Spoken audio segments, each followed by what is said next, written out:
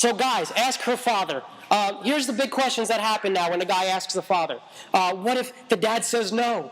What if the dad asks the daughter and the daughter throws a fit and she doesn't want me to date her? The girls think, well, what if the wrong guy asks? Or what if the right guy never asks? What do I do? Now, those things might very well happen.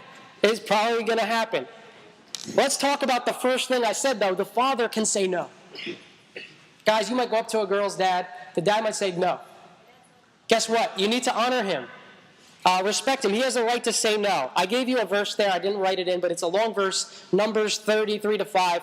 And what it basically has to say is in Israelite culture, a girl that wasn't married yet, that lived under her dad's roof, if she made a vow of any kind, the dad could cancel that vow and say, no, it's not a set vow, to protect his daughter.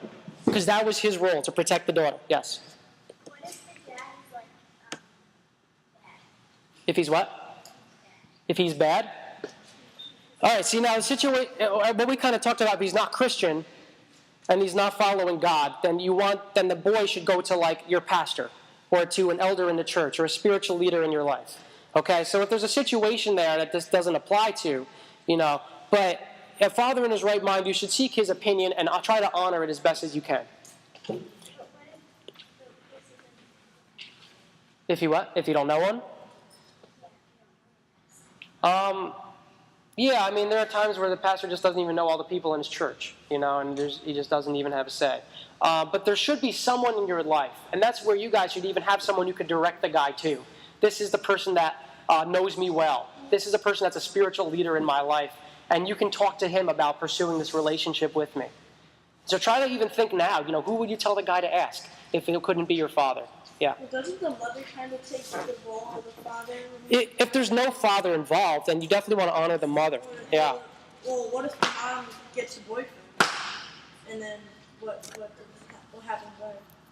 Oh, you mean if she's not with the dad? The dad's gone? Yeah. He's out of the picture? Yeah. She's with a boyfriend, but the boyfriend doesn't really know you, the daughter? Yeah. So You you should ask the boyfriend? You probably would go to the mother. Different situations, like I said, will apply to different circumstances. So this won't always be a cookie-cutter, perfect way of doing things. But these are principles to honor. Now, guys, imagine the guy says no to you, right? The dad says no. The way you react to that will show a lot about your character. And if he sees some guy whining and complaining, he's going to say, well, you're not mature, you're not honoring me, you're not going to respect my daughter anyway. But if you honor him and obey him, he might actually change his mind about you and say, wow, this guy actually listened to me when I said no, and he stayed away from my daughter. Now I actually kind of like him for my daughter. I see that he's respectful. That could change his mind. Maybe the dad will like you for his daughter. Let's try the whole question to the end. I really want to try to get through this before I need to get in with the parents. Maybe the dad likes you and he wants you to be with his daughter, but here's what he should do in the best situation. He now goes and talks to his daughter, brings it to her, sees what she has to say. If she throws a fit, she starts crying, he comes back, and what does he do? He says no, but he says that he says no, not that his daughter says no. Why does he do that? So if you get mad at him, not mad at his daughter. He's protecting his daughter's heart. He's guarding his daughter's heart. Do you see that? If the girl's happy and she just starts jumping up and down on the bed when he asks her, he comes and he will say yes. Okay? And he will say yes, and he will say that he gives you his permission. But the whole thing now, maybe this idea in general seems completely alien to you. Maybe you're staring at me like, Angelo, what are you talking about talking to the dad? Maybe this whole concept is like you've never seen it in a movie, probably not. You never heard this before. Even maybe you never just learned it from anybody. But look at what we have instead in our culture today. Because there's no father protecting the daughter's hearts, all these guys and girls are just breaking each other's hearts. All these girls are having their hearts broken by guys because there's no man in the middle as the mediator between the two parties. Yeah. I'm Courageous. Yeah, Courageous, exactly. The one cop. Yeah. His name. Yeah, I know who you're talking about. African American. Yeah. His daughter. Yeah. And the guy turns out to be bad. Right. But then in the end, the dad goes to the jail and he's talking to him about God. And he starts teaching him about God as a father figure to him. Right. The daughter was getting upset because the father kept saying, I want Right. to check him out. Right. She wanted to be with him. He said, I want to examine this guy. Finds out, later on, this guy's in a gang. And she didn't even know that. Thank you for that example. That's perfect. Now, number 3, very quickly. Number 3, in the relationship. When you're in this relationship, what it should look like. As we already mentioned, both people need to be clear the intention of the relationship is marriage. But just because they enter this relationship, we can't assume they're definitely going to be married. There's still a possibility they'll find out we're not going to get married. So here's what's got to be there, just balance. You got to say we have the intention of marriage, but we can't assume we're definitely going to be married yet. We can't start acting like we already are married. Now this time in the relationship is time for them to grow in friendship and to get to know each other's character. See how they interact as a couple, and to consider marriage as a possibility. The 2 G's, both people need 2, G and G. Grow and guard. Grow closer so we can know each other's character. Also guard each other's hearts because we don't know yet if we're going to stay together. And 3 particular areas you see on your paper to fill in. 1, friends. Grow as friends. Deepen your friendship. Spend quantity and quality time together, but at the same time, don't pull that person away from their own family and their own relationships they already have. Don't try to take up their whole life. And also be yourself to this person. Don't be someone you're not. Don't try to make them fall and love someone that you're not and trick them into, just don't do that. 2, fellowship. This is in your spiritual walk with each other. Grow in your ability to share your passion for God, to encourage each other in your faith, to spend time talking about what you're learning in God's Word and in church. And make sure that you're not taking God's place in each other's life. Number 3, romance. The romantic aspect will be there, but what you need to do is guide romance with wisdom. Someone said it, wisdom. Proverbs 19:11, wisdom. A man's wisdom gives him patience.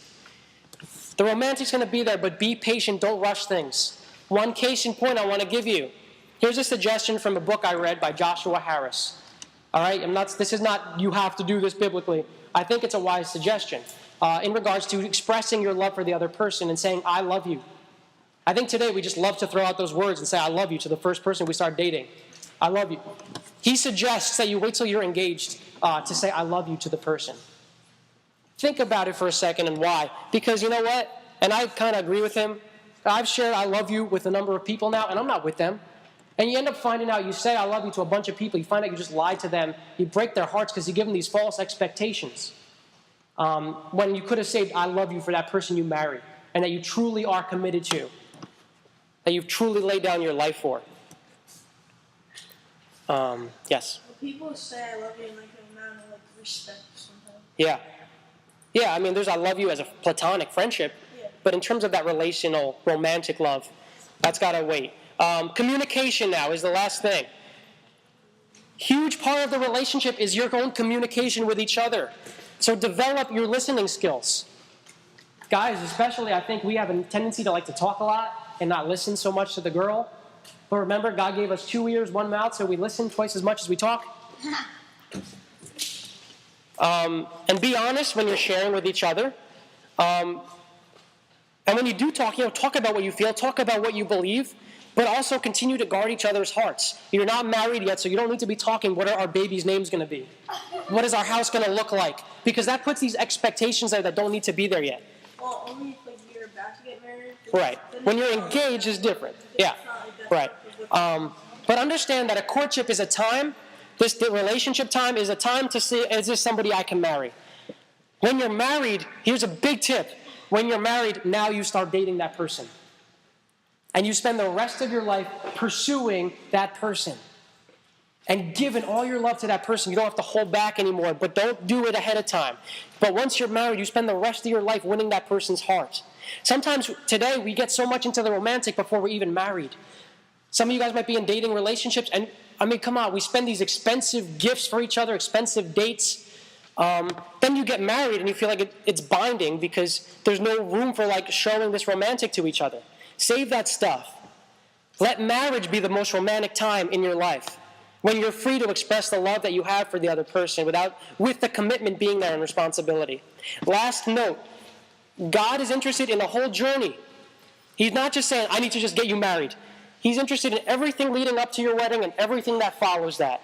And he wants to use the whole process to grow you in godliness and in holiness. All your questions, all your uncertainties, all the mysteries, he wants to use to grow you in your faith and grow you in your love and trust for him.